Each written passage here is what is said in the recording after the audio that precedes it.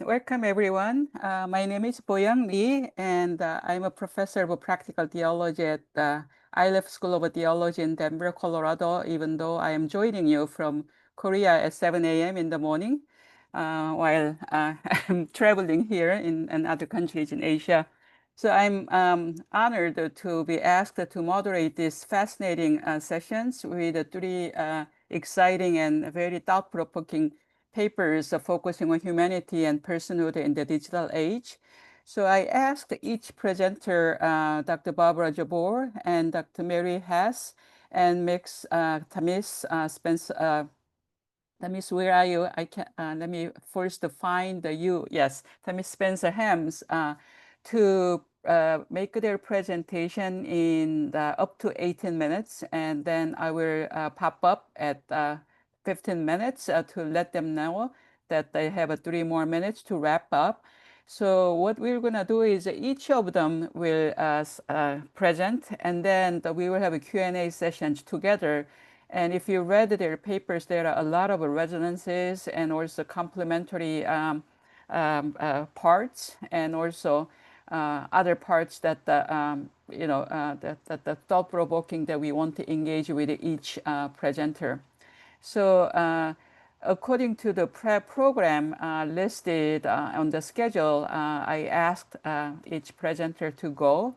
And so I invite Barbara go first. And so also, if you go to schedule, as you know, that click their pictures, you can read a little more about their bio. Okay, I guess we're ready to go. All right, well, my paper is Nurturing the Sacred Imagination, Neuroaesthetics, and Creativity in the Practice of Religious Education. And I'm going to begin with the building block of the work that I do and I have done for many, many years. And it's the aesthetic experience. But the way to present that, I think, is to actually provide you with an example. And one of the most compelling examples I have found is from the writings of Viktor Frankl. Some of you, might know his work. He was a brilliant psychiatrist and was also imprisoned in Auschwitz. He survived, but in his book about his experiences and his seminal work, Man's Search for Meaning, he included this little excerpt. One evening, when we were already resting on the floor of our hut, dead tired, soup bowls in hand, a fellow prisoner rushed in and asked us to run out to the assembly grounds and see the wonderful sunset. Standing outside, we saw sinister clouds glowing in the west and the whole sky alive with clouds of ever-changing shapes and colors, from steel blue to blood red. The desolate gray mud huts provided a sharp contrast, while the puddles on the muddy ground reflected the glowing sky. Then, after minutes of moving silence, one prisoner said to another, "How beautiful the world could be." The act of creating is the human response to the creative force of God. And the opportunity for creative expression offers a gateway to experiencing creative flow. These moments of engagement in the creative process enable personal and communal transformation. Experiences of awe, wonder, and beauty encourage an expanded sense of awareness that lies beyond the self. Through storytelling, dramatic play, art, music, religious education is deeply enhanced. Inspiration and sacred imagining illustrate the presence of God in human existence, and incorporating the aesthetic experience into religious education nurtures engagement with the divine cognitively, emotionally, and spiritually. And the science of neuroaesthetics has endeavored to explore the brain processes engaged in this act of creativity and imagination. And today, that wonderful exploration with the chatbot illustration really brought that home. But neural responses to aesthetic experience can be mapped now through MRI imaging. And the results provide a profound effect of aesthetic engagement in the human brain. Science underscores what most of us in religious education have known for years. Humans have had a need for the artistic expression since the cave paintings of Lascaux, since King David danced exuberantly with the harp before the Lord, the engineering marvels of medieval cathedrals erected with hand tools and pulleys, and the incredible inclusion of stained glass, which Eileen brought to our attention this morning. Artistic expression contained even in the Holocaust death camps. In our time, technological advances are moving at a breakneck speed, and advances in AI hold great promise as well as a deep shadow side. Its ramifications are just beginning to be discerned. Advancements in communication provide incredible human connection. But with these amazing innovations, incidents of isolation and depression continue to rise, as was already discussed this morning. As religious educators, the need to provide moments for sacred imagining and creative expression is of vital importance, and facilitating partnership with the divine through co-creation with God becomes our sacred task. I bring to, there's a wonderful quote that Walter Brueggemann uses, and I think it really kind of gives us an insight into the power that we are talking about and the problem we have with it as well. He uses in his book, The Prophetic Imagination, he says, the prophet does not ask if the vision can be implemented, for questions of implementation are of no consequence until the vision can be imagined. The imagination must come before the implementation. Our culture is competent to implement almost anything and to imagine almost nothing. And here lies the importance of what we are doing. That sense that cognition is key, and that is the only way to assimilate information and knowledge, becomes a real sticking point. And I think that we lose the full humanity of what we can experience through the aesthetic. We've often confused aesthetics in our time with frills, the frosting on the cake. We don't realize how absolutely intrinsic it is to the human existence. And that a moment, that aesthetic experience holds the possibility of creative transformation within it. And the experiences can be replicated. They can be deeply personal. You can experience it through listening to a beautiful piece of music. You can walk into a majestic architectural space, encounter overwhelming natural beauty. The aesthetic experience can be shared in community, even the community of a Holocaust death camp in Auschwitz. You can see it in a religious service as the sun rises. You can hear it in singing and worship, dancing together, enjoying a meal. All are aesthetic expressions. Aesthetic experience is deeply rooted in culture, transmitting deeply cherished values in various forms of creative articulations.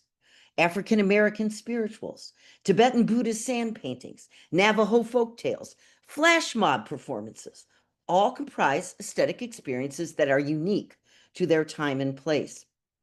Aesthetic experience is very intrinsic to our very fabric, and they are not extraneous to our daily lives, nor are they superfluous additions to our way of being. This has been culturally ingrained in us, and that Cartesian dualism, I think, therefore I am, doesn't quite say I feel, therefore I am. I sense, therefore I am.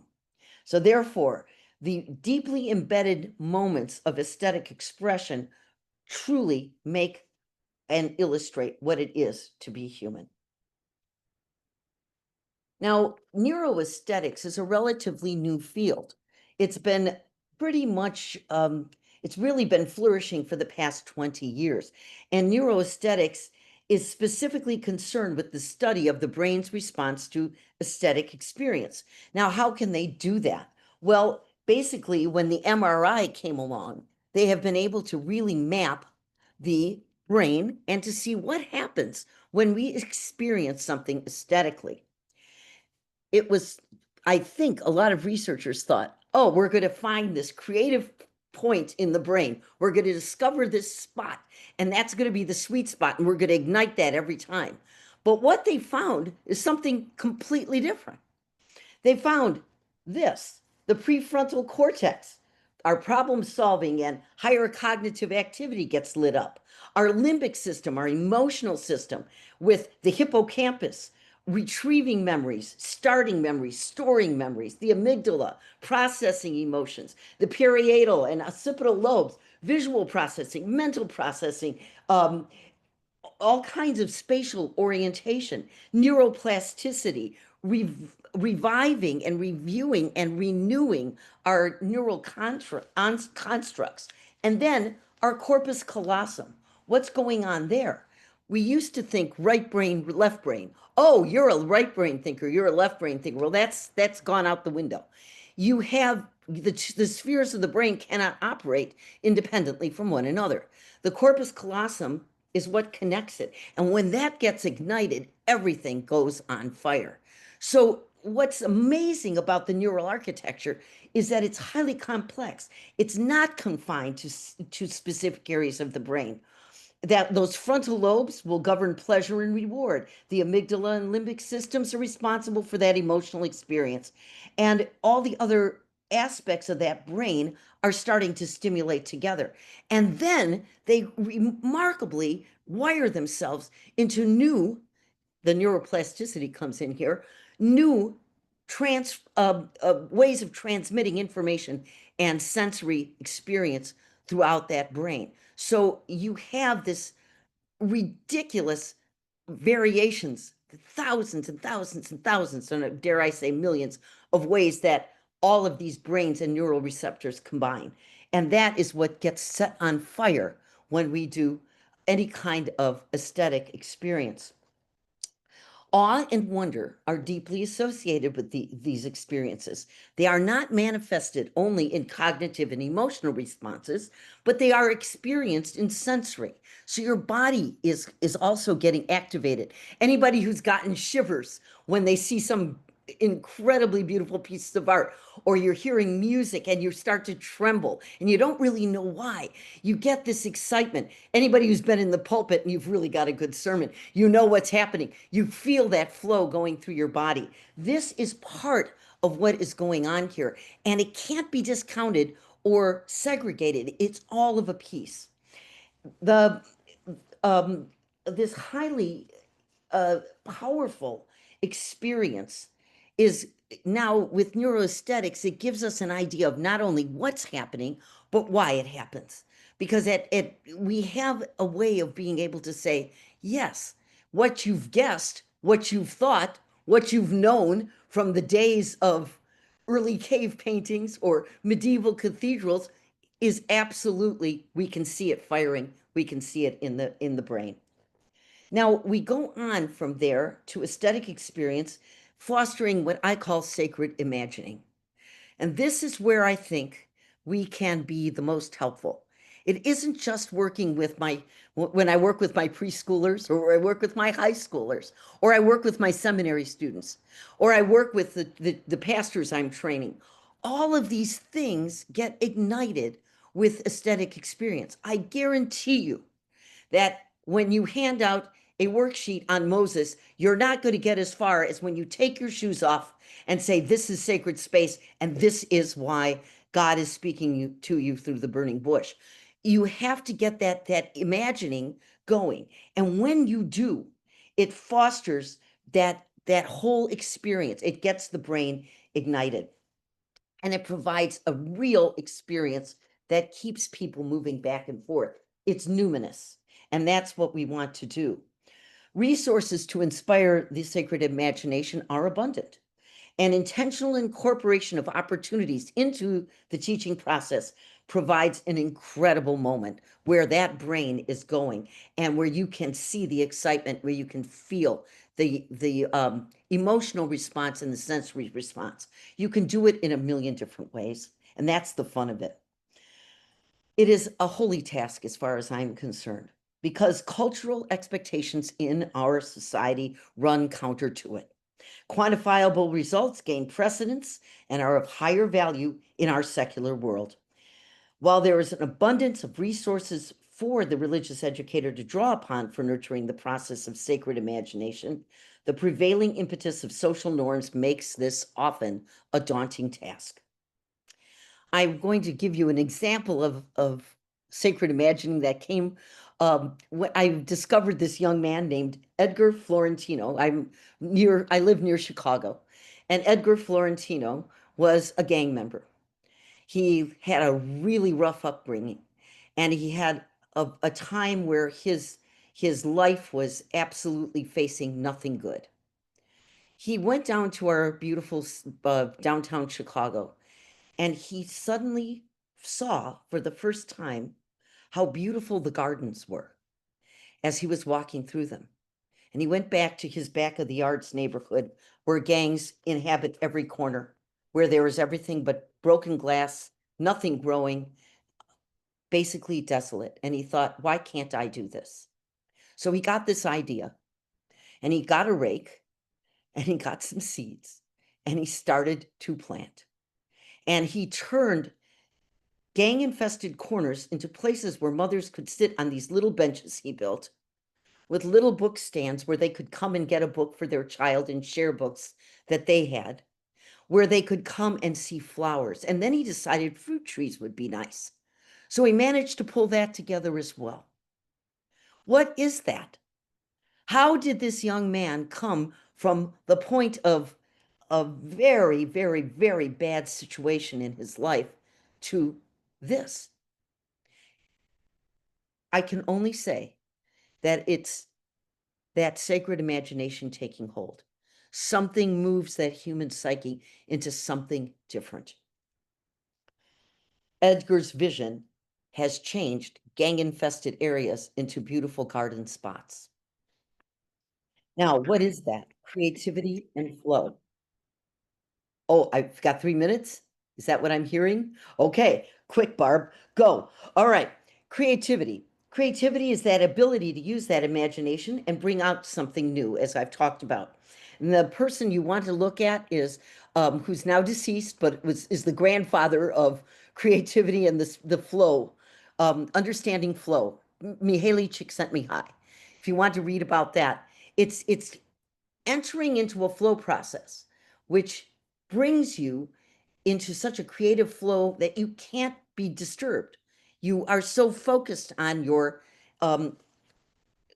expression of artistic or aesthetic moment that you stay in there and you feel like you're detached from the world.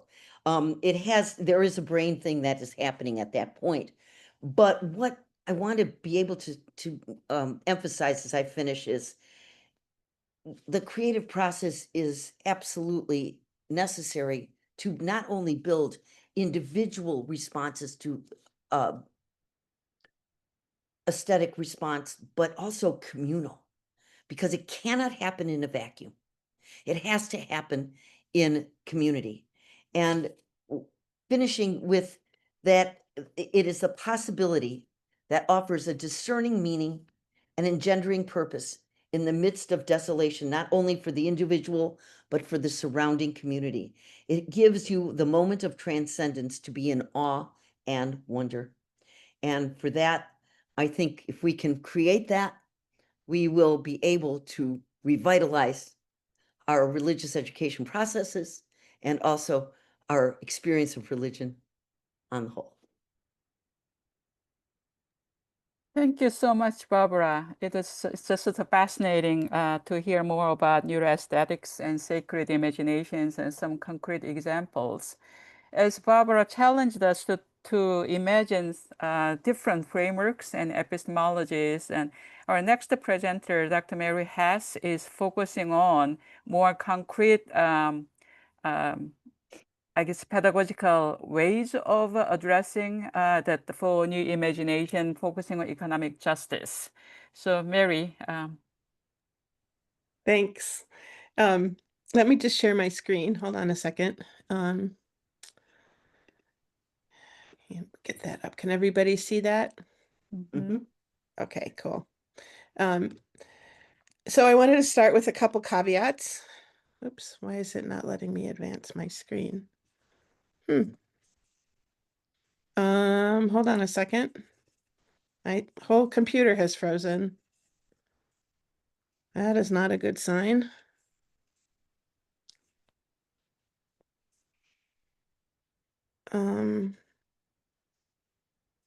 Ah, Are you able to get anything anywhere in your computer? Or is the whole thing frozen, the Mary? whole thing. Wait, hold on. There we go. That was very scary. Sorry. Oh no, it's still not. Okay. There we go. I'm gonna share again, and hopefully I'm not gonna try to do anything fancy with it, which was, I think, probably the problem. All right. So now you can see it again, hopefully. Yes. Yes. People can see. Okay, I'm not going to play the thing. I'm just going to do it. So a couple caveats up front, first of all, which is that I'm a Roman Catholic teaching on a Lutheran faculty. I'm living on Dakota territory in the state of Minnesota. I'm very aware of all the limitations to all of the ways in which I see the world, and in fact, trying to figure out how to say something about what it means to be human in the middle of this process, in the middle of a world that is being fundamentally altered by the president of my particular country, is just hard. So if you could take these as possible provocations to imagine from my particular space, maybe they'll prompt something for you. Throughout this presentation, I have a bunch of images that I've used.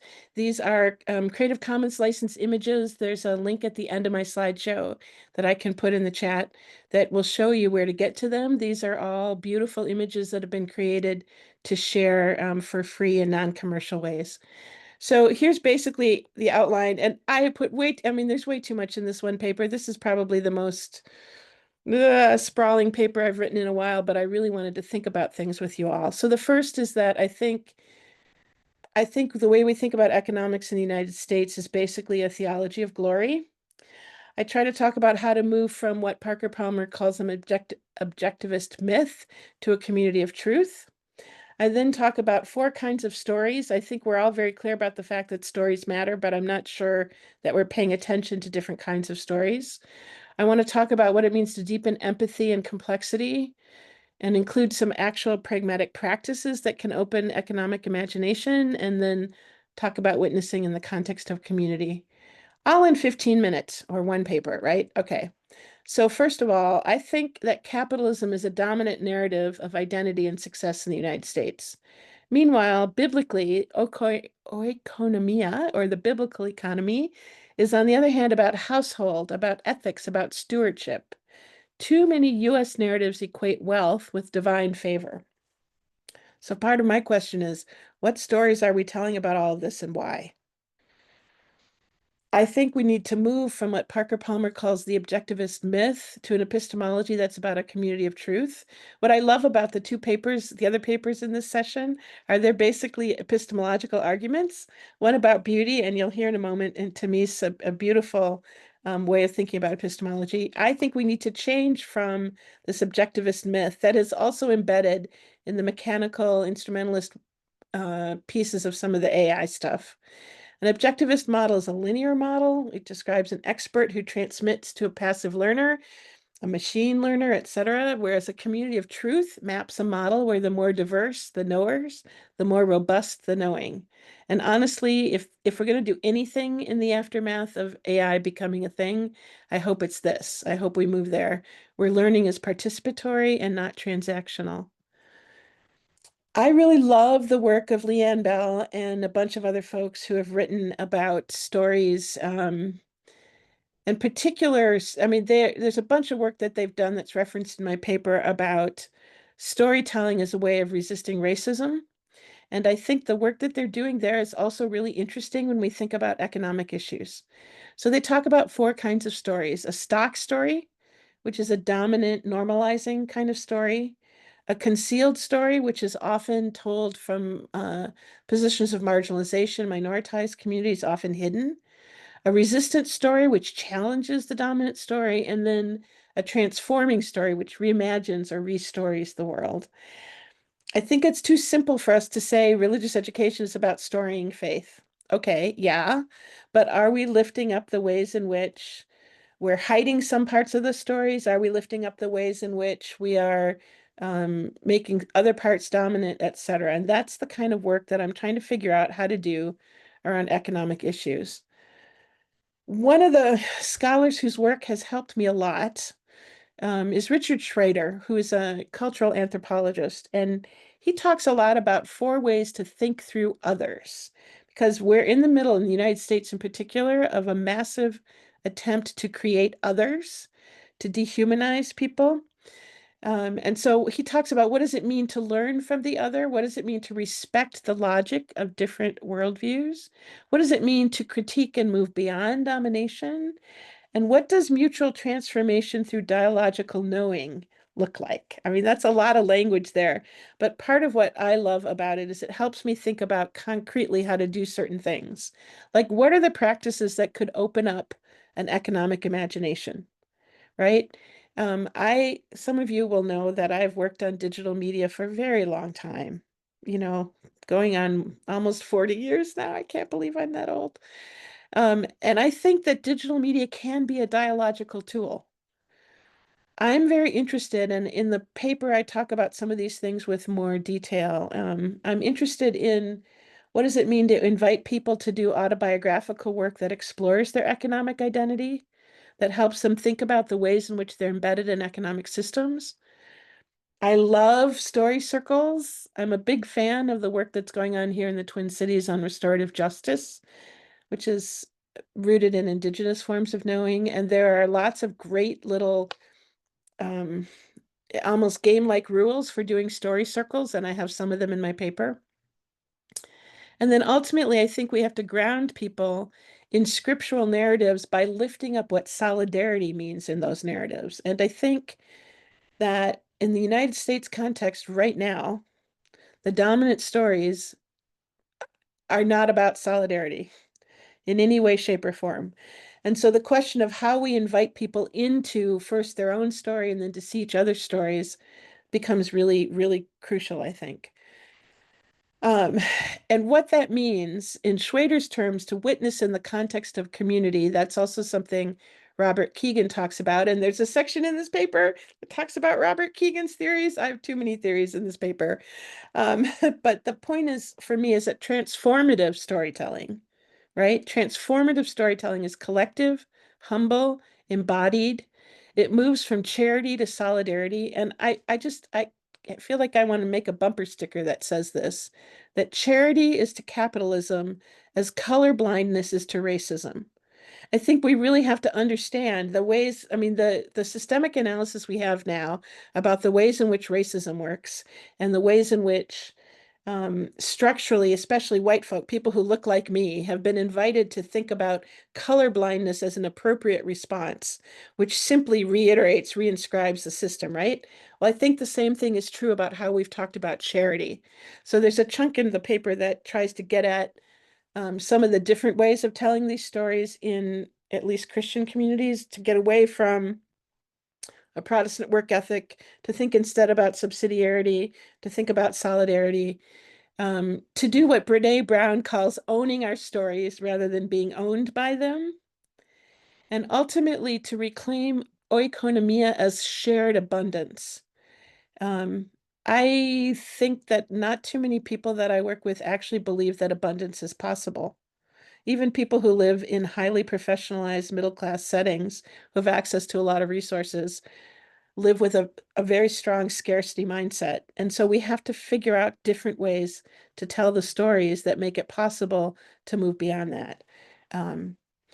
Anyway, and then I have a slide that has all the links to all the artwork, because I think Creative Commons and open source art sharing is a fabulous opportunity. All right, I've used less than my 15 minutes, and I think that's fine.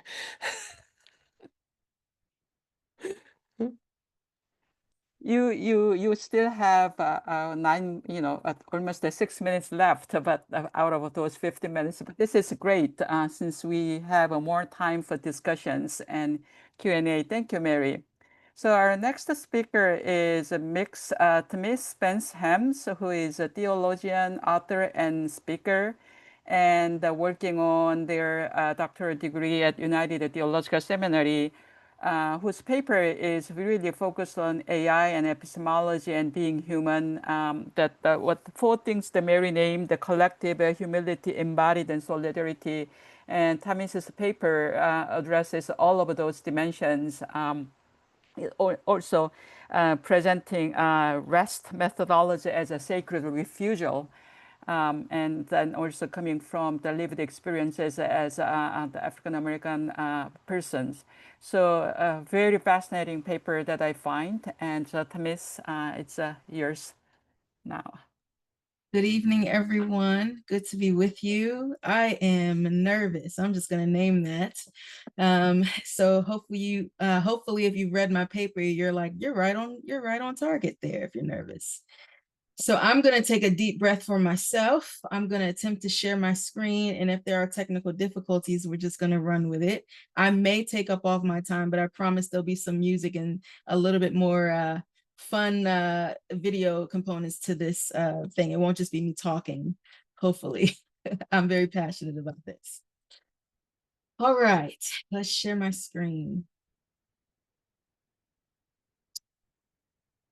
Okay, all right. So I'm talking about reimagining humanity in the age of AI. I am a scholar practitioner, and I love going right after Mary because I think a lot about how do we think through formation in terms of resisting this idea of monoculture and optimization. And so when we got this opportunity to write a paper, I thought I might introduce an intervention that I'm doing in my work with students with marginalized identities.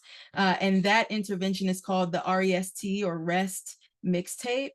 I'll tell you a little bit about where that comes from and how I think it could be used to help us imagine or even reconsider what we mean by humanity in the first place, using rupture, right, as a ground. And so I am deeply influenced, obviously, by the Christian tradition. I grew up in the Black church, but I also had experiences with certain expressions of Christianity that taught me that my flesh needed to be denied, that it needed to be resisted, and that it needed to be refused. And that kind of led me to a sense of real rupture in my own personality and identity, but it also sent me on a quest academically to figure out whether it was true that that was the way for me to be faithful and included, whether this sort of the criteria that was being placed on divine relationship was actually necessary, and was it true? And so that put me in contact with Baby Suggs in The Clearing, Toni Morrison's work, and this reality of marriage, which talks about this act of fleeing slavery, this sort of sacred refusal and rupture to being named, to identities that are conferred onto you rather than conjured from within. And so when we think about, artificial intelligence, and we think about even the beginnings of what we mean by human and what we mean by intelligence, unless we interrogate those with a fine-tooth comb, which radical ethical spirituality is calling radical truth-telling, it's born out of this idea of refusal that that is the thing defining reality. Is it supported by reality itself? And so I think what I tried to do in my paper was to paint a picture of sort of the theological, ontological fantasies of optimization and invulnerability, that these things have been sort of rendered as divine qualities and thus have been encoded into our ideals around what we do with our machines, what machines are capable of, what they should call error, and what they should optimize. And so what does an epistemology of loving the flesh look like? So the REST mixtape is comprised, this is what we use with students, right? So students are kind of grappling with, how do I keep my grandmother's faith, the thing that I loved. I went to church and I loved some of the songs, but also I don't really believe these things about Jesus anymore, but I still like Jesus. Where do I place this? There was a lot of conversation in my work around whether or not I'm Christian. And so I tried to think about if, Christianity had a vestibular space, a sort of a post-Christian space, what would be the framework or the container to keep the best things that also really allowed students to love their flesh, that did not ask them to agree to their own abjection, ontologically or otherwise? So REST stands for radical root level truth telling, telling the truth, the whole truth about reality. Who is defining this and by what authority?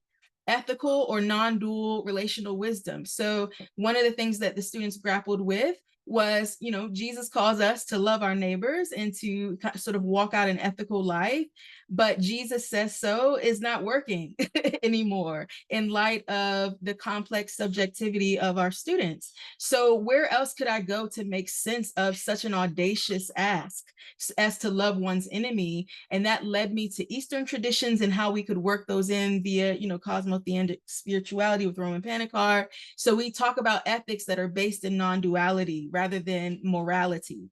Because again, the people defining morality may not have the best interests of Black bodies in mind.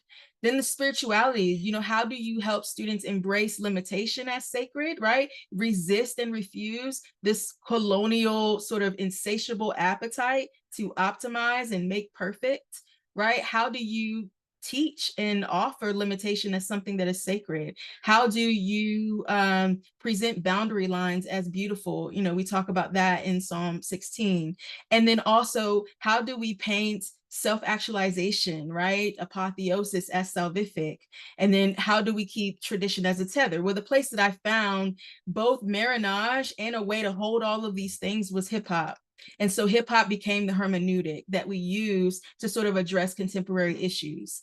So in the paper, I argue that AI is not neutral, that it embodies the logics of whiteness, perfectionism, and colonial supremacy, and that because of these things, we face a theological, ontological fantasy of control, that this actual fantasy is driving the appetite to optimize in the first place. And that we need to actually ask the question of whether optimization is even necessary or right or good, right? So I go through and I think through all of these I try to follow a line of thinking through Aristotle and thinking about reason as the pinnacle of being, and then Aquinas taking that and saying that reason is kind of the image of God. Then, I bring in Ogunike, who says, well, we replace the image of God with white man. And then Sylvia Winter comes through and breaks all that down and says, who decides what man is in the first place, right? So that's the sort of the arc of the paper. Here I have a trailer for the imitation game. So in my work with students, what we do is we analyze, using the REST mixtape, we analyze cultural text as sacred text for their formation and unto their sort of actualization. And so one of the things that I did was I tried to apply that hermeneutic to two cultural texts, one imitation game, and I don't know how long this trailer is, but I see that my time is running out. So I'm going to just show a little bit of it to try to demonstrate the theological, ontological fantasy here. What is it that we're really doing? We're going to break an unbreakable Nazi code and win the war. Oh. To pull off this irascible genius routine, one actually has to be a genius. I'm designing a machine that will allow us to break every message, every day, instantly. You're going to need all the help you can get, and they are not going to help you if they do not like you. Have you decrypted a single German message? You will never understand the importance of what I am creating here. Oh. So what imitation game does in the paper, what I point out, is that it paints invulnerability as this thing to be optimized. And that if Alan Turing himself cannot optimize it within his relationships, he will build a machine that can. Right. The other thing that I point out is I point to Chris Miller's Chip War to think about even the conception of computing. Right. The need to even break into the unknown is coming from wartime anxiety. Right. So when I think about epistemologies, when I think about, you know, sort of the ways that things get encoded in what we build, I think it's important to think about even the inception of some of these things is coming from anxiety and a desire to conquer the unbeknownst. And so that removes mystery and it removes vulnerability. And I think that what hip hop gives us is an alternative intelligence that we can tap into. So then I go in the paper through The Godfather to The Ghost in the Machine, and I talk about how Turing's machine is sort of trying to master through mechanization the things that he cannot sort of conquer in himself. He builds machines that will do it. Then I talk about how this is kind of revealed in Hinton, who is the godfather of AI, and saying, you know, by forcing it to predict, you force it to understand. So talking about sort of this Descartes and how we force things to make themselves known to us, to explain themselves to us. We force things to predict. All of this, I'm saying, is driven by the sort of existential need to not be vulnerable, to know. So then knowledge as extraction and optimization becomes salvation.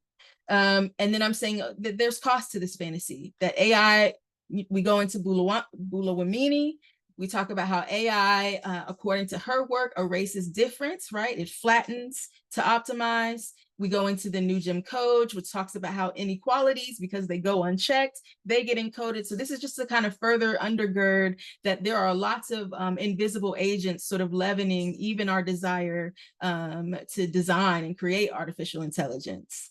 And then obviously there's a very material ecological devastation. So this is just, I'm saying, another vestige of a colonial impulse that's having the same sort of colonial fruit. And then we go into the imitation game, we've done that. Then I bring in Lauryn Hill, especially Adam Lives in Theory, because it's giving you a sense of the sort of marriage rupture. So Lauryn Hill against the backdrop of Y2K and 9/11, right? So against the backdrop of wartime anxiety, against this backdrop of mysterious, we don't actually know what internet will do. She was 20 years early because she called us to reclaim and to hold on to our humanity, that actually vulnerability and imperfection is divine. And actually those are the routes. And that is the kind of alternative intelligence that makes us show up in the world to create a better, for her, to create a better society. So she has the audacity to say that when I refer to Adam, I'm speaking about all of humanity, you know, without exception. Well, this, you know, I've got 2 master's degrees, so I'm already hearing Adama, and the fact that she's actually naming the reality of what Adam was in the beginning, right? So these are things that are being conjured for her, not conferred. No one is telling her what it means to be human. It's being conjured from her experience of her own humanity. And so she arrives, right, from this whole real experience of empire in terms of her album, having to come through the reality that none of the masters belong to her, and this real rupture in her own reality is taking place. And this leads to a sort of actualization that this is who I am. And fantasy is what people want, but reality is what they need. And I have retired from the fantasy. And I will go so far as to say the theological, ontological fantasy. And then she writes this song called Adam Lives in Theory, which to me speaks directly to Descartes and the whole idea of Sylvia Wynter and where we place intelligence. She's calling that out, that Adam lives in theory, trying to turn stone into bread, masquerading like he has it all figured out, cut off from the sunshine, only smart in his own head, leaving his descendants to hope and doubt, left to his devices, those worthless sacrifices, praying to the altar of himself. So when we think about what it means to reimagine humanity, I think we have to go back to the root of who's defining it, number one, whether we mean it needs to be a complete answer, and what's so wrong with being vulnerable. So I would say, according to Lauryn Hill, the final charge is to reject optimization as divinity and instead embrace process. to honor vulnerability and alternative intelligences in terms of us as scholar practitioners and those who are leading young people or doing formation work, to honor those alternative intelligences and help students to hone into those, and to teach from the glitch, you know, take the rough stuff, the rupture, and turn it into the teaching. I think that's where the learning is, and that's what I see kind of reflected in the album and in the performance. And then to be comforted by sacred disruption, not only in our own work, obviously with all that's happening in the world, but to teach students to embrace that as part of divine process. That's it for me. Thank you. Wow, these are great speakers, not only with the contents, but with the timing. Thank you so much. And as I, probably you heard, great resonances among those three papers. So what I like to do for the next 5 or 10 minutes is I invite Mary, Barbara, and Tamis to have a conversation and to respond or to ask questions as you see a lot of resonances in your arguments based on epistemology, whether it is something for or something against. Any questions for one another or comments?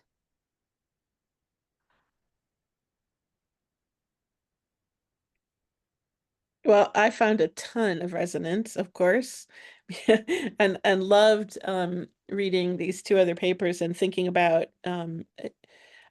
at heart the epistemology, right? Like how we think about knowing. And I'm constantly trying to figure out how do we take ideas that live in this space and make them work on the ground, right? And so that's what I particularly loved, both about the notion of the way creative work brings us beyond ourselves and the neuroaesthetics of that. I will note, Barbara, that there's a part of me that feels like this is what good teachers have always known, but now we have science that underlines it. And so people feel like it's more real because science underlies it. And Tamis, I love what you're doing with the film and the music. And I frankly think that we need to be doing more of that. And the more that we can figure out how to make that accessible in our scholarship, the better. So I found lots of resonance. Barbara or Tamis? Likewise, I loved hearing about the transformative learning communities because I haven't been able to think about how to name. Mary, you helped me like kind of conceptualize what it is that we're trying to do by like celebrating difference and letting difference rub up against difference in order to create a field of learning. And so I really appreciated the way that you did that. And then obviously, Barbara, I'm thinking deeply, you know, in terms of Marinage, I'm thinking about neuroaesthetics. How did they know where to go? There were no signs, there were no meeting pamphlets, and yet these people knew how to find and carve out a clearing. They knew how to get there. How? And what was the thing that they were tapped into, right? I'm trying to tie that to Lauryn Hill's reality, but I think neuroaesthetics is just a fun playground that I'm excited to play around in. So thank you for that. And I love the aspect of storytelling in all of this. I mean, that is so much a part of what we're doing. And in order to do that building of the narrative and how that narrative is built through aesthetic relationships and understanding. Mary, you know, I really, both of you, I really appreciated from such different aspects, but you can see it just coming alive. And it's reimagining how to look at the world in a place where we're in such, we're in the middle of it. You know, what we call liminality, right? We don't really know how this is going to come out, but we're living in it and trying to make sense of it and trying to bring that human aspect into the fore so that we don't lose that aspect of what it means to be truly human and have that spark of the divine still nurtured. Thank you. So colleagues, we are here as all three of them emphasized that, the learning is a communal act, and they also shared those examples. So your questions will also help all of us learn better and develop the really different frameworks or reimagining. So, so I see Tommy. You have a question. Can you turn on your microphone and ask the question yourself? I can. It's a long, it's a lot of wondering. Thank you all for your wonderful presentations. And Mary, I'm not leaving you out. There's so much to kind of sit with. So if you also resonate, please jump in. But I wanted to see Barbara and Tamis, you were offering some really interesting ideas around neuroaesthetics, around things like teaching from the glitch, that in many ways, Barbara, with the whole wondering awe, that kind of emphasis, to me, with the emphasizing doing inventory on your experience to kind of see what the possibilities are, seem critical. The aspect of being human seems really important. The small details of being human seem really important. So I was just wondering, what are some points of connection that you see? And what are some things that you might have heard from each other that you think you can build on within your respective trajectory?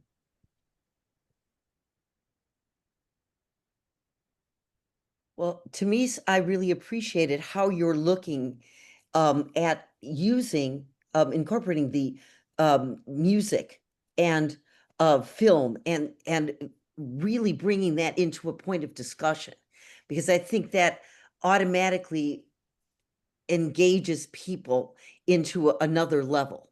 It gives them an opportunity to see themselves in that context and how they respond, because I'm going to look at that in a different lens than what you're going to look at it.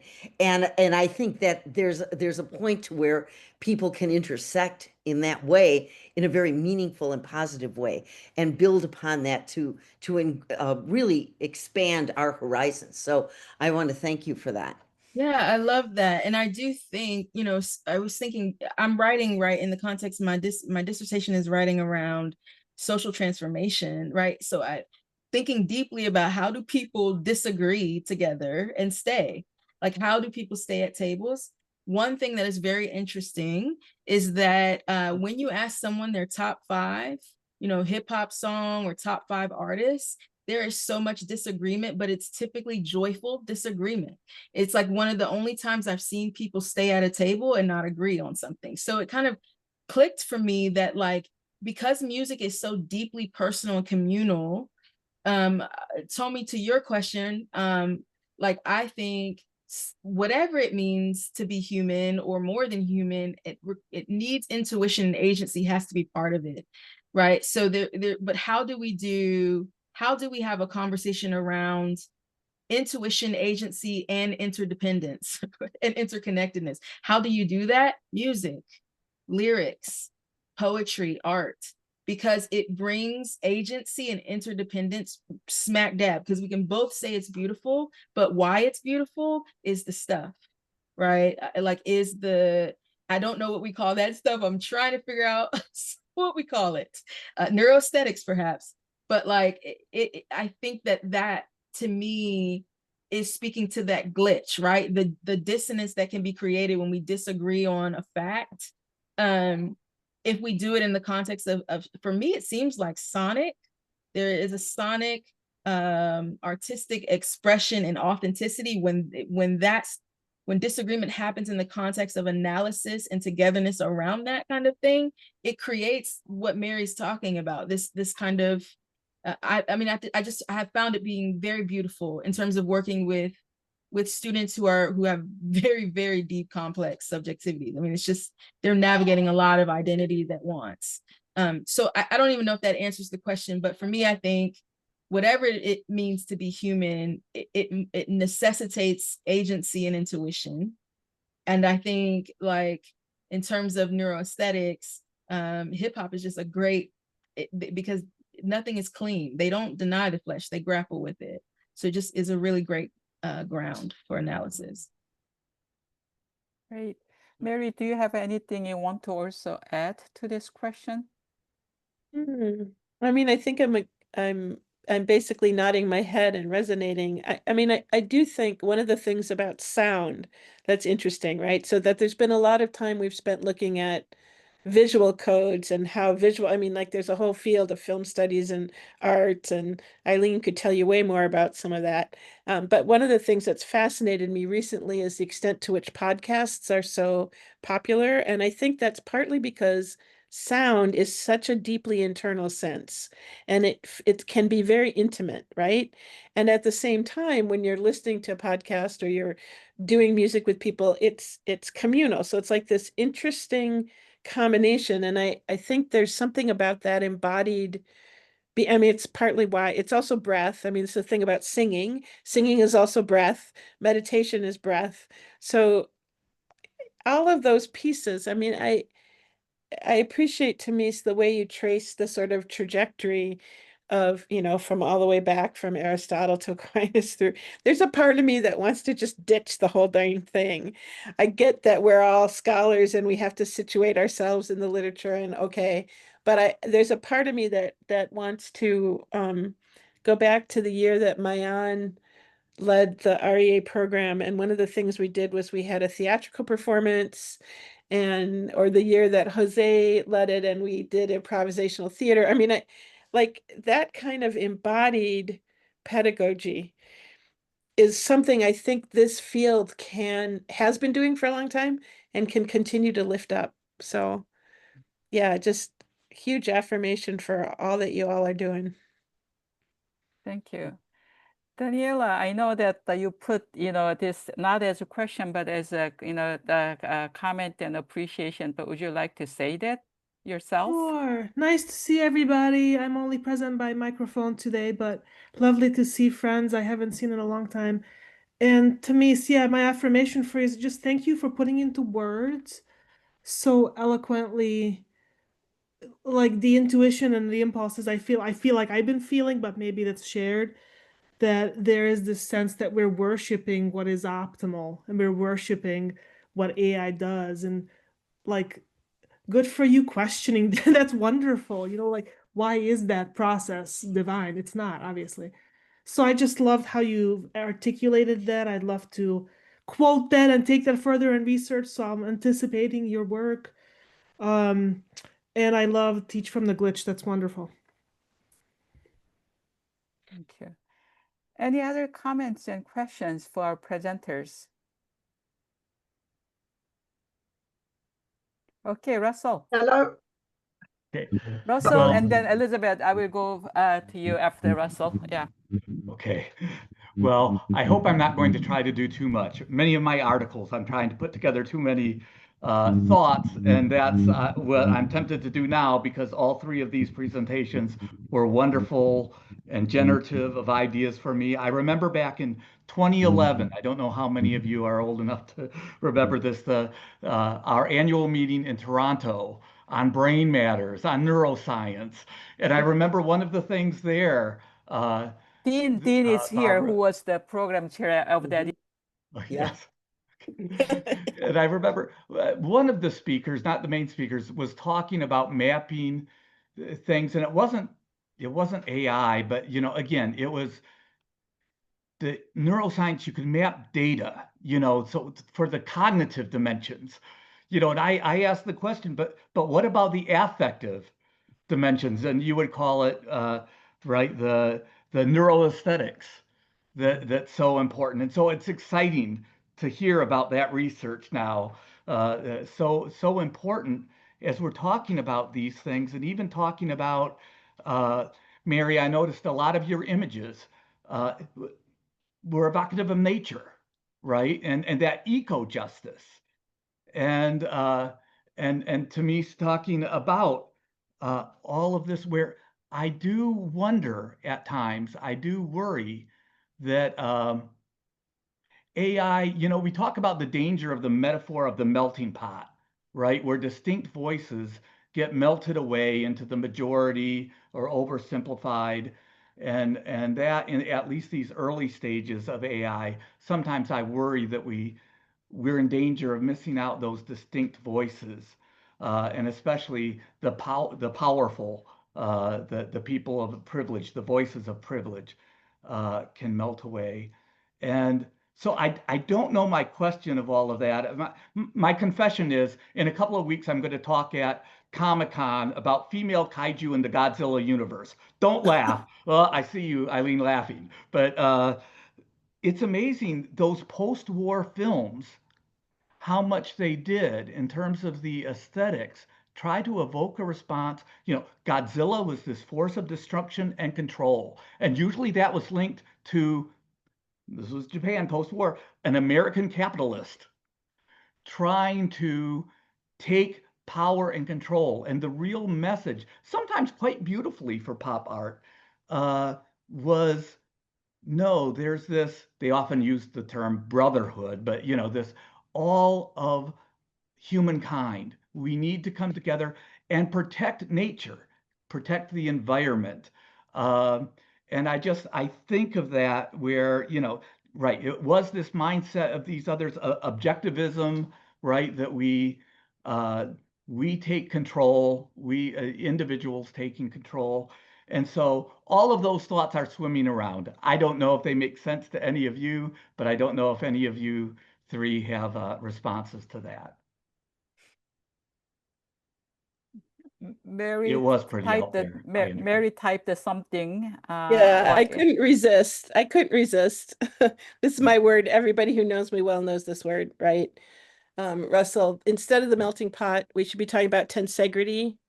That's a Right. Buckminster Fuller term. Tension plus integrity equals tensegrity. He's the architect who said you can build incredibly stable structures by holding competing elements together with respect to their individual integrities.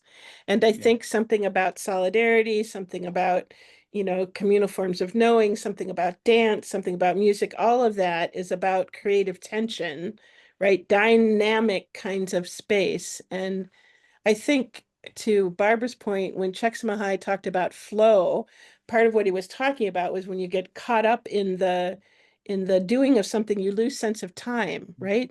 So Yes. linear time, chronos time is no longer the issue. Maybe kairos time? I don't know. Mhm. Anyway. I agree. Yeah. And that almost moves into something, de Quilly and Newberg were onto something called deafferentation, where there's this moment where the brain almost shuts communication off between the two hemispheres and creates its own sphere. And that's when you're in the most intense moments of ritual engagement or aesthetic engagement of whatever source. And you really almost have this sense of not being connected to this earthly plane for that brief moment. It doesn't last forever, but when you've experienced it, it's so powerful that you just want to keep searching to find it again.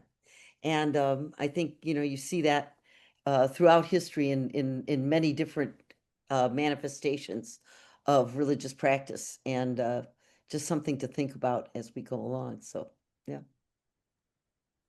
Thank Anything you. from Tamis? Oh, I was just going to say that, right, there's a lot of the Buddhist spirituality that, Barbara, I would like to say, right, there's this sense of transcendence, but that's really the wrong word because it's very earthbound as well. Exactly. Yeah, there's a concept that I'm becoming more familiar with called in IFA, called the feeling. So it seems to be defined as sort of the almost rhythmic, pulsating type of frequency or some sort of thing that I'm deeply interested in understanding more about that and how that relates to echolocation. And because I think there's some really as we're thinking about intelligence, I think artificial intelligence is one conversation, but alternative intelligence is a different conversation. And I think what we learned from Marinage and from hip hop and from sort of communities that have been abjected is that there is a completely different alternative or a different intelligence altogether, that probably, when assessed right by the logics of this sort of experience, may be considered futile or abject, you name it, right? And I think there is a sense, and this is kind of back to the point that I think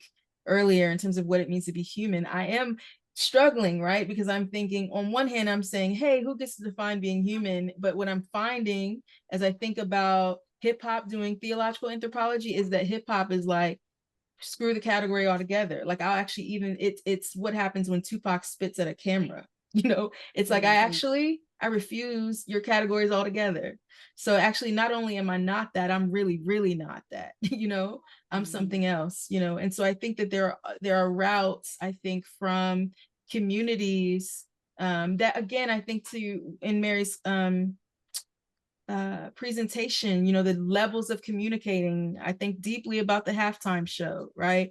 That there were different levels of communication happening because of this sort of refusal to the category altogether. Like you know, I'm outside of the thing that would contain me, or the thing that you're grappling with. I'm not even having that conversation. So I think it presents a playground, right? A very emergent sort of playground that requires us to come up with new words and new terms and ask different questions. That I think, you know, you were talking, Byung, earlier about Dr. Philip Butler. Like, I think he's asking a lot of those questions. I was just thinking about him as you spoke. Yeah, thank you. So next question is coming from Elizabeth. I think as I think about Elizabeth, the most faithful REA member from Australia who never misses any annual meeting, as far as I know.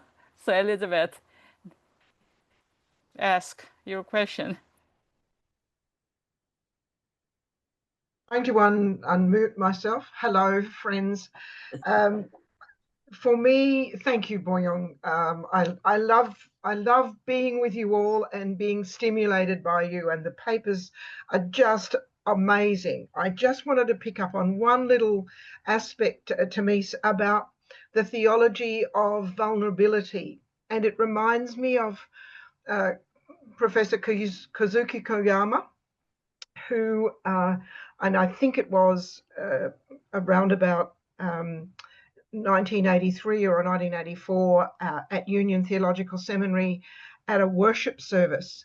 And he was, it must have been around the Armistice Day in early November. And he preached a sermon about the vulnerable God. And of course, Ko had trouble saying vulnerable, but it was in reaction to President Reagan's desire to create this dome of invulnerability, and the current president who's wanting to recreate that same sort of thing. And the notion of, well, you know, if you have a dome of invulnerability, God can't enter humanity. And just for me, the vulnerable God who came to earth in a vulnerable baby just reminds me of what we need to do in terms of humility. And the whole essence for me about my faith is that sense of being willing to be vulnerable, willing to be dependent, and trying to help people to stop thinking. You know, for me, the problem of the fall in Genesis 3 was that people wanted to know and wanted to be like God. And the more we go for the powerful and the controlling of others, the less human we are, and the way in which we need to connect one another to our vulnerability. And that opens us up to so much more relationship and joy. So thank you for reminding us of that wonderful vulnerability. I don't know if, you know, Ko put it into any of the rest of his writing, but certainly it was a very important sermon for me. Thank you. Thank you. We also have very grateful comments put by our colleagues. So I guess, you know, now I'm inviting people to share their gratitude, but also, you know, that means that you bring something from your own lived experiences, why these comments are coming from you. So John, do you mind, sharing your comments?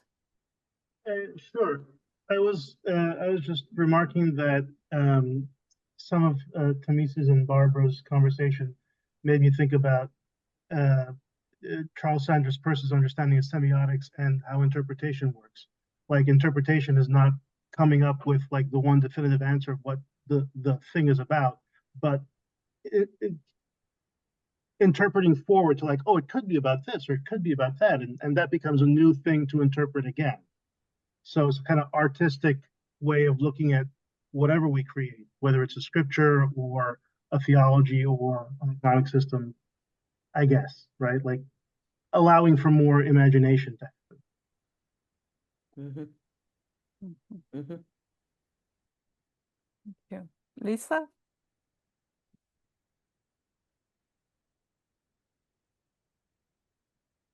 You're muted, Lisa. Thanks. Hi.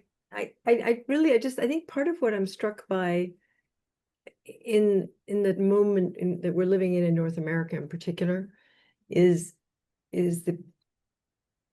how important this conversation is and how each of you brought, like the perspective you're bringing to it tonight for me is joyful in a way that is bold. And I don't mean joyful, hallmark, jolly, but there's a sense of integrity. The way Mary was describing that notion that all of you is in this. Like me, each of you is passionate about this work, which we want to believe we are as scholars and as teachers, but this feels critical in this moment, for me anyway. And I think there's a sense of you're modeling vulnerability for sure. There's also a humility in what you're doing that allows the research itself and the writing you're doing and the language you're finding for me to be inviting to go further. Like it's not an intellectual enterprise. Even though we're on Zoom and I'm watching you in boxes and I'm reading a paper, you've asked my whole body to participate, all three of you. And I want to go listen to some hip hop I haven't heard in a while, right? And I want to go play in Creative Commons. I do, but I haven't been there in a bit. And I thought of Jerome and how much he would have loved Jerome Berriman, how much he would have loved, hearing about neuroaesthetics, and he was on the edge of that in his work with godly play and imagination and wondering. And so I just feel like the three of you, thank you, REA, for pulling it together as a unit, because there's momentum in that, I guess, in addition to just intellectual rigor. And I need that momentum right now.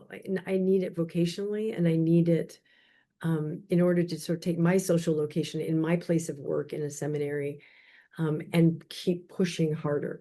And as I said in my comment, that in one sense, none of this feels new, and yet all of it is radically new, and I needed to be refreshed. So it's coming from my heart. Thank you. Thank you. So well, beautifully said. Any other questions or comments? I know that some of our colleagues whose camera is off are doing this work. Okay, Noel. Please go ahead, ask. I'll ask as soon as I get unmuted. So far, that's where it is. There were so many things in all three presentations delivered in such rapid fire way because of the time restrictions. But one thing, not just one thing, but the one I want to just focus on is one of the statements in Mary Hess's presentation toward the end, to move, the importance of moving from charity to solidarity. And I guess we have different notions about both of those concepts. So I'd like to hear Mary say a little more about that. Charity, on the one hand, I'm reminded not only beginning with St. Paul, but St. Paul kind of dramatized it. When everything else is gone, there's still faith, hope, and charity. And the greatest of these is charity, from which things like solidarity flow. and not the other way around, or simply dismissing one. Anyway, yes, Mary, I'd certainly like to hear some clarification of that phrase. Yeah, well, the thing that I was trying to point to is the way in which structures, oppressive structures exist and take ideas that we have and make them, twist them into further inscribing those structures. Because I think the analogy for me is the way in which color blindness was something white folk thought was a good thing, right? Like we were going to not see color, we were going to try to defeat racism by not seeing color, but so color blindness is to racism. Charity has become, now I don't want to go all the way back to St. Paul. It's a whole different framework, right? Charity in the United States context right now is what's being picked up instead of understanding an economic structure that even makes it impossible on some level to embody solidarity, right? In other words, a common good, commitment to pooling resources to share widely, right? Rather than out of our largesse giving charity to people who do not have those resources. And that's the piece that I was trying to point to in that analogy, because I think that we've bought into a notion of economic structures that perceives, again, the divinization of it, right? Like it's a theology of glory. If you are successful, God has deliberately blessed you with success. And I think that's hugely problematic. And I think so many people have bought into that story in the United States that right now we have a Congress that just passed a horrible, horrible bill that's going to wreck a whole bunch of stuff. And there are a lot of folks who are going to be hurt by it, but they perceive it as necessary medicine for their ability to perhaps become a millionaire, which they will never be because the economic structure doesn't work that way. So I think that's the piece. Like I'm not trying to counter faith, hope, and love, or I'm not trying to counter the ways in which this is why in the paper I point to the ways in which Catholicism has picked up on social justice economic stuff around labor unions, around subsidiarity, around all of that stuff, opposing a Protestant work ethic, which is deeply embedded in capitalist structures. I don't know if that helps. There's more in the paper, at least, with citations. I guess I would say I would rather hang on to a full notion of charity rather than move all of its positive parts away and leave it just with a bare bones, clear, clearly something wrong with it. There's a nice... I can't help the word religion itself, where, and religious studies, religious education, and so on. And rather than, as happened by all of its opponents, who simply minimize what religion is, I guess I would, as religious studies and religious education has been doing for over 100 years, thinking of the origins of the Religious Education Association, that I'd rather have a very full sense of what religion is rather than throw it out and say some other term is much better. Rather, I'd like to see many other things associated with something like religion. Same with charity, and so many other things that have been devalued, it seems to me, in language. One of the things. But anyway, thanks. Yeah, one of the things that's interesting about the 4 kinds of stories that Bell and Lee and company put out there is that there are ways in which, because I think what you're pointing to right now, or maybe the disagreement you and I are hinting at, is that there's a dominant story about charity in the United States right now. There's a transformative way of understanding it. That's not the dominant story.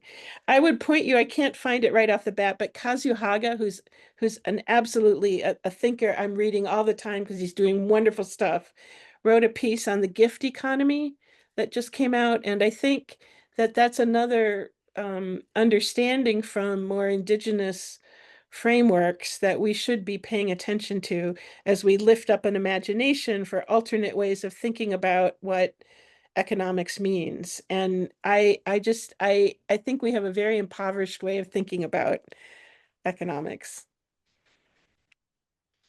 Thank you, Mary. Also, thank you, mentioning Katja Haga's work, and who is an Oakland-based activist, peace conflict resolution trainer, based on MLK's the work. So it's important to work.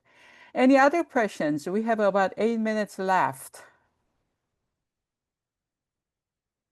If not, I will invite 3 presenters to say their final words. Tamis, do you want to go first, since I called the others first earlier? Sure. I think, I think my final words would be, I'm dealing with a little bit of a baby situation in the back. But I think my final thought would be it's messy and I'm all right with it. And I think I for one would just love teaching and formation that becomes more and more comfortable just in tension and almost kind of using tension as canvas, not as like a thing to be resolved. Because I just think I would appreciate and benefit from that. I'm trying to learn to write more from that place and do my work from that place, because I think, increasingly, we're just going to be increasingly in liminal space, to Barbara's point. So that would be my thought. And then, yeah, hopefully, this isn't like a sort of a demonization of artificial intelligence, just asking a question of why we're so quick to optimize in the first place. Thank you. Mary, I see your microphone is on. I think anytime we think about any of these things, digitality more generally, AI specifically, we have to think about the economics underlying it. And I think it's remarkably seductive to play with, but it's also right now a very competitive world thing that's happening, and religious educators, we need to pay attention to the underlying political economy stuff that's going on. Thank you. Thank you for such critical reminder. And ChatGPT consumes more energy than ever. Yeah. Barbara?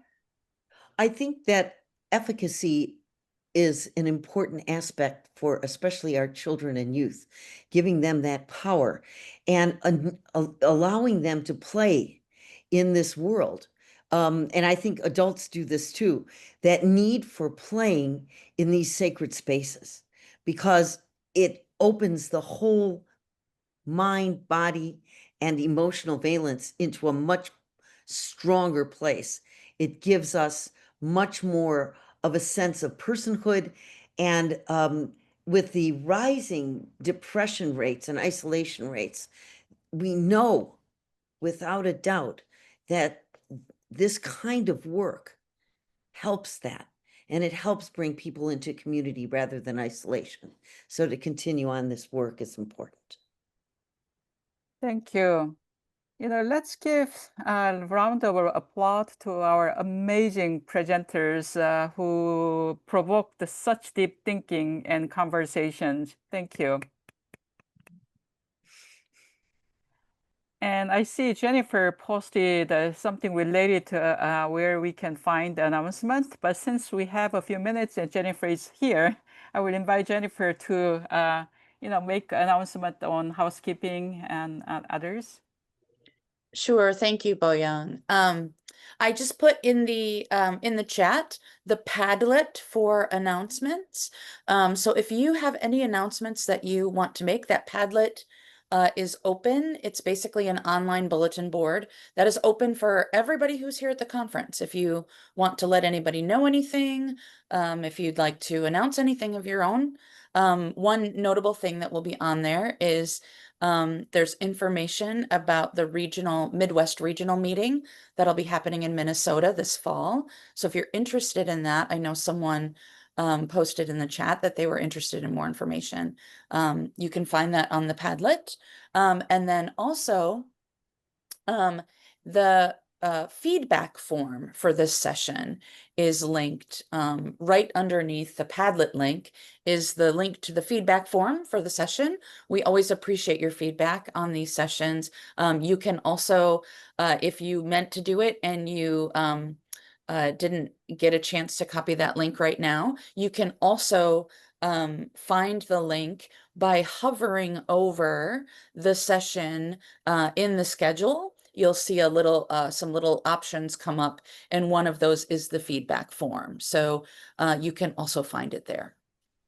Thank you. Yes, we read, I know the organizers and the program chairs and board read feedback and take it seriously. So please let's do that.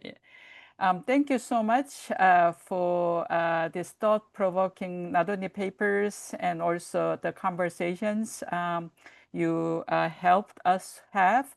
And I know that after this session, there is one more session which many of us are not officially eligible since it's a student gathering. And so this will be the last like a program-related session for most of us this evening. And then tomorrow we will gather again. So I see our student representative to the board, Eunjin Jeon, turned on her camera to make sure that all student members will come to student gathering. So please do so. Thank you so much, everyone. Thank you. Thank you.